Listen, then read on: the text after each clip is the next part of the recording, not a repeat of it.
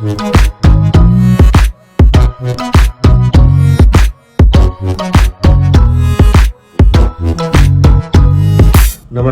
यहाँहरु सबैलाई मेरो YouTube channel लिखितममा हार्दिक स्वागत तथा अभिवादन गर्न चाहन्छु।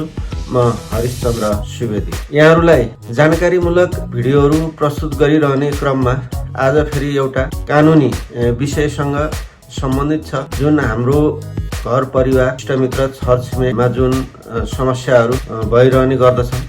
तसर्थ भिडियो निकै उपयोगी छ, अन्तिमसम्म हेरेर साथ दिनुहोला र मेरो युट्युब च्यानल लिखितम सब्स्क्राइब गर्नुभएको छैन भने च्यानल सब्स्क्राइब पनि गरिदिनु होला भन्दै आजको विषयवस्तु आरम्भ गर्न चाहन्छु। पति पत्नीको सम्बन्ध सधैँ सुमधुर रहिरहन सक्छ भन्ने पनि हुँदैन। कहिलेकाहीँ गल्ती हुन्छ, कमी कमजोरी हुन्छ, भुल हुन्छ। यस्तो अवस्थामा हामीले एकअर्कालाई क्षमा र माफ गर्दै हाम्रो जिन्दगीलाई सुमधुर बनाउँदै लैजानुपर्छ। पति पत्नीको सम्बन्ध जति राम्रो हुन्छ हाम्रो जीवन पनि उति नै सफल हुन्छ।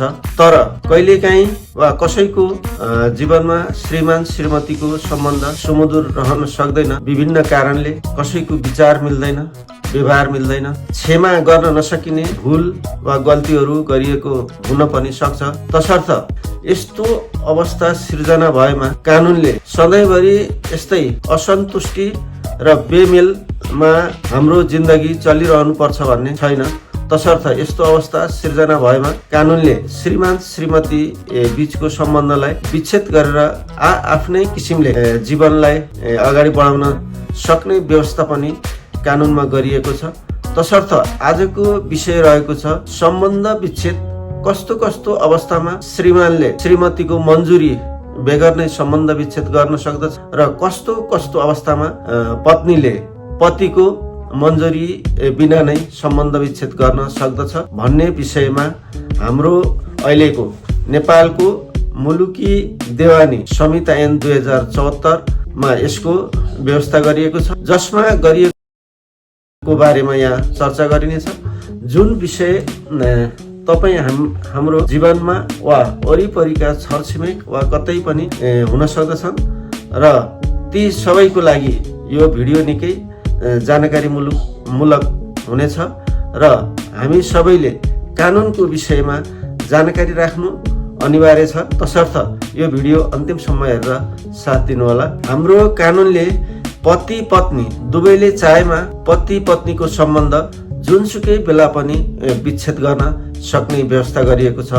अब सर्वप्रथम हामीले नेपालको मुलुकी देवानी संहिता ऐन 2074 मा पतिले पत्नीको मन्जुर बेगर पनि सम्बन्ध विच्छेद गर्न पाउने अवस्थाको बारेमा चर्चा गरौँ।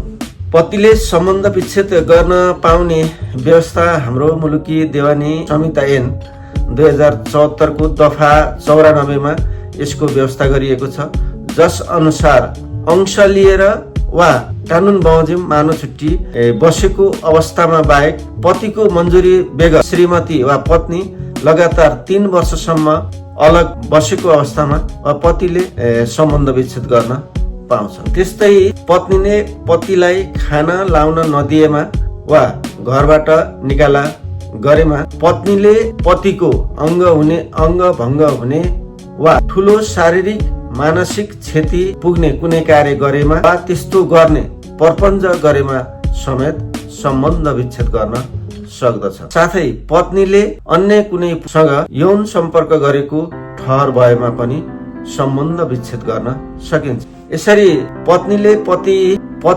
पतिसँग सम्बन्ध यस्तो अवस्था सिर्जना भएको अवस्थामा पतिले पत्नीको मन्जुरी बेगर पनि सम्बन्ध विच्छेद गर्न सक्दछ। यस्तो अवस्थाबाट पतिले अंश दिनुपर्ने वा अन्य कुनै आर्थिक भार वहन गर्नुपर्ने अवस्था हुँदैन। यो त भयो पतिले पत्नीसँग सम्बन्ध विच्छेद गर्न पाउने अवस्था।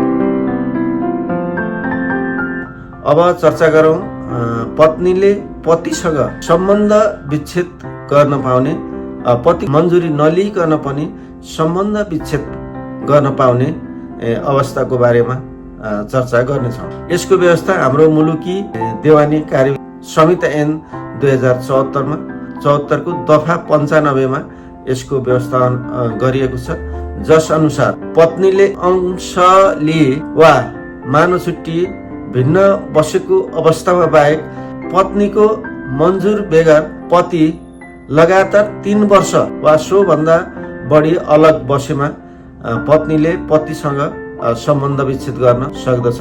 पतिले पत्नीलाई खाना लाउन नदिएमा वा घरबाट निकाला गरेमा पनि सम्बन्ध विच्छेद गर्न सकिन्छ। पतिले पत्नीलाई कुटपिट गरेमा, अङ्ग भङ्ग हुने अन्य कुनै कार्य गरेमा वा ठुलो मानसिक शारीरिक कष्ट हुने कुनै कार्य गरेमा वा त्यस्तो कार्य गर्न को लागि प्रपञ्च गरेमा समेत सम्बन्ध विच्छेद गर्न सक्दछ। त्यस्तै पतिले अर्को विवाह गरेमा पनि सम्बन्ध विच्छेद गर्न सकिन्छ भने पतिले अर्को महिलासँग यौन सम्बन्ध राखेको ठहरेमा पनि सम्बन्ध विच्छेद गर्न सकिन्छ। साथै पतिले पत्नीलाई जबरजस्ती करणी गरेमा समेत पत्नीले पतिसँग उसको मन्जुरी बेगर पनि सम्बन्ध विच्छेद गर्न सक्दछन् भन्ने व्यवस्था हाम्रो मुलुकी देवानी संहिता ऐन 2074 मा गरिएको छ। यसरी पत्नीले पतिको कारणबाट सम्बन्ध विच्छेद गर्न पर्ने अवस्था भएमा अंशबन्ड गरी अंश समेत लिई वा अन्य आवश्यक आर्थिक व्यवहार पनि पतिले बेहोर्न पर्ने हुन सक्दछ।